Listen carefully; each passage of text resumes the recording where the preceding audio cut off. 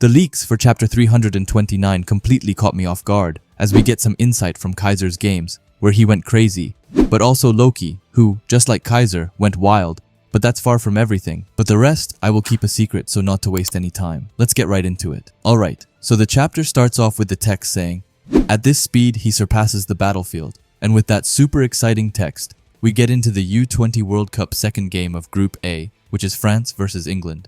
And we of course see Loki being super locked in, as he even has lightning coming out from his eyes as he is blitzing through the England players. After that, he has gotten through all the defenders. He doesn't waste his chance, and instead, he shoots right into the goal, which makes the whole crowd scream out of pure excitement. After that, we see Loki hitting a super cold goal pose, and we learn that the match ended 2-1 to France, and Loki made both of their goals, which means that they are currently tied with Japan in the table. After that, we get a whole section dedicated to the group stats so far, which will be super interesting to dive into. However, they are all in Japanese, so currently I have no idea which teams have won or not. Guess it will be for tomorrow's video. After that, we get to Kaiser, who we spot doing a hat trick against Costa Rica. Now let's not pretend that Costa Rica is a football powerhouse, but still Kaiser getting a hat trick is super dope, and I love seeing how he has been active and improved since the Neo-Egoist League, as his face-off with Isagi later will be crazy. After that, we get to the Japan spectating room, where we see the players watching Kaiser's hat trick. Aiku is just amazed, and Nana says that it's as expected and that it looks like Germany's going to win cleanly. Kiora agrees, and says that it really looks like it.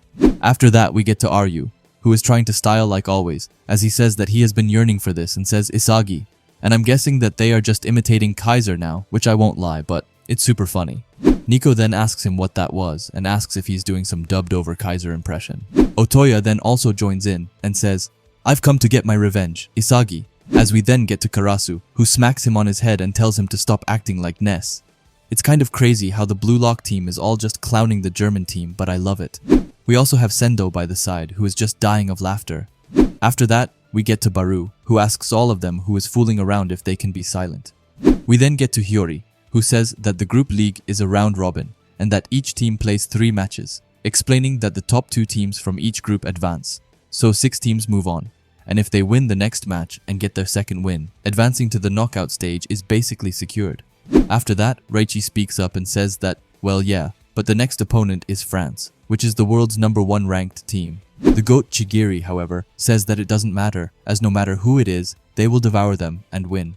Corona, who is really chilling, says that if they are going to win it all, then they are an opponent they would have to beat sooner or later anyway. Yukimiya also agrees and says that only being the world's #1 matters. After that, he says that it sounds like something that Isagi would say. Isagi, who is sitting behind them, is just confused, but Chigiri then adds on and says that he can totally see it. Isagi then looks a bit annoyed as he asks them if they are messing with him. Yukimiya right away says no and apologizes. He explains that he is actually praising him, as it's his mindset when he gets pressured. Chigiri, however, calls it spoiled prodigy energy.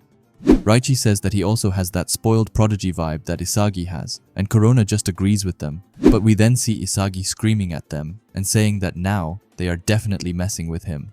However, Chigiri tells him that, seriously, this just means that everyone's aiming for him now.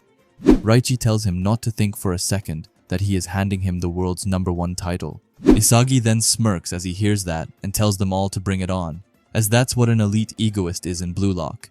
And after that, he walks away and goes to the bathroom.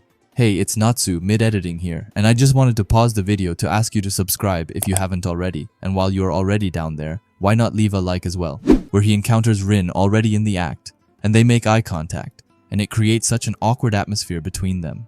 Isagi also goes to pee, and Rin tells him not to look. Isagi tells him that it goes for him as well, and it's so awkward between them that it's so funny.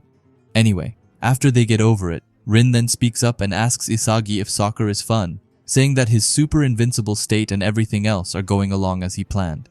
Isagi says that it's fun, and asks if Rin is jealous and if he should give Rin a taste of his success. Rin, however, looks at Isagi and tells him that it's not it. Instead, he tells Isagi not to go and get satisfied right now. Isagi assures him that he wasn't, and after that, Rin tells him that until he destroys Saitoshi, Isagi needs to keep being the demon king that stands in the way of his life. He looks super cold as he says that, and leaves. Meanwhile, we see Isagi looking almost shocked by that.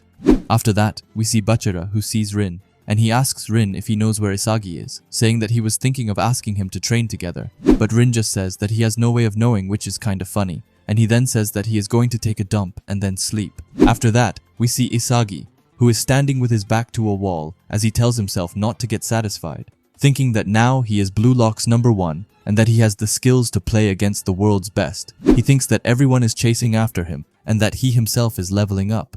His relationship with Rin as fellow egoists is pretty good, and he is also on board on Ego's dream. He thinks that it's okay and that everything is going fine, saying that it's all good.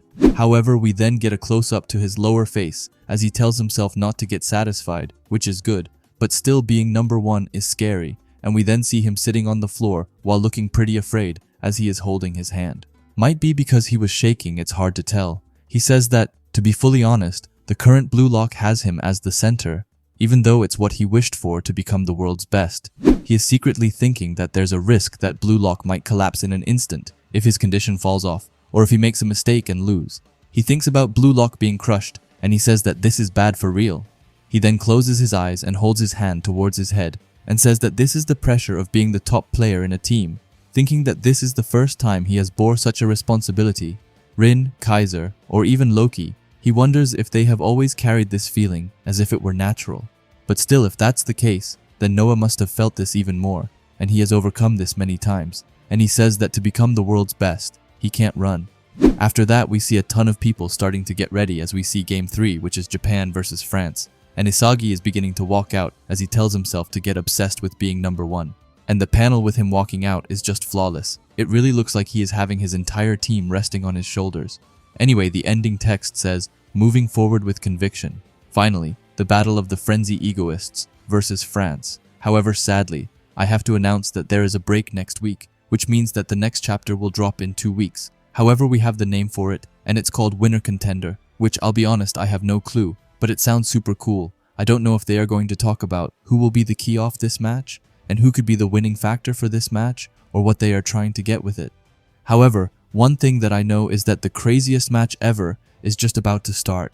However, I'll be real, as I say the craziest match. However, I highly doubt that it will be that crazy, as I feel like it will be max 20 chapters, and that's being generous.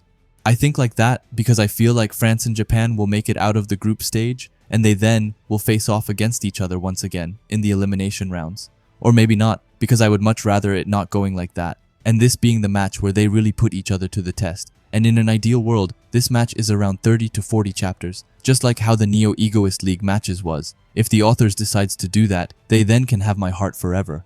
But damn, I'm super excited about this match. Also, some things I wanted to cover from this chapter is that I'm super curious to learn firstly what position Hugo is going to be playing, but also which player from the England team that managed to score on the France team. Because if Hugo is a defender, or even a goalkeeper, as he might be inspired by Hugo Lloris, but that's just a theory.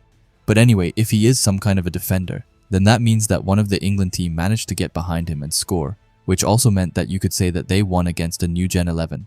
And that might also mean that he is also a new Gen 11. Honestly, right now, I feel like what I'm most interested in is just learning a lot more about the new Gen 11s and how they are, as I find their squad super interesting. Like, I need to know more about them. It's so insane. Anyway, I also want to cover Isagi and his obsession with being #1.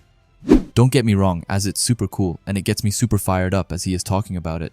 And it's something I stand by, as I believe that in the field that you are pursuing, you should always try to be #1 and the best there is. However, it's been talked about so much in this chapter, so I can't see it not having a massive impact on the France game and probably leading to Isagi making a fatal mistake, which he talked about earlier in the leaks, and it might lead to a goal or even him getting subbed out, which would just be totally insane.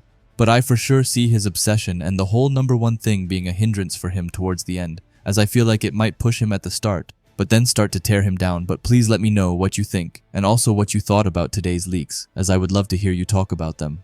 Anyway, if you like Blue Lock and videos like this, then I would highly suggest you subscribe to this channel, and while you are at it, leave a comment and a like, as it helps out with the algorithm a ton. And if you are curious to see another video of mine, then please watch the video that will be popping up on the screen now. Anyway, thanks for watching, and have a great day. Bye.